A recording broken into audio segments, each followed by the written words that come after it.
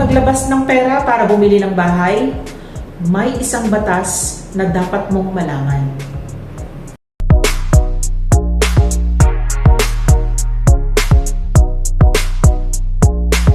Alam mo ba kung paano ka pinoprotektahan bilang isang home buyer?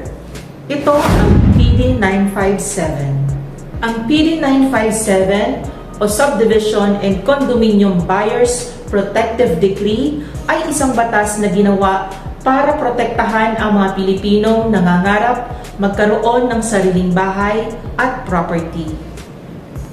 Sa ilalim ng batas na ito, dapat siguraduhin ang mga subdivision at condominium projects ay sumusunod sa mga requirements, approvals, standards at safety para sa kapakanan ng mga homeowners.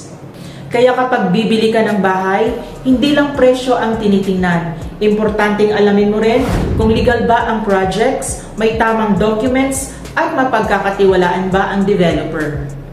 Remember, ang pagbili ng property ay hindi lang isang simpleng purchase.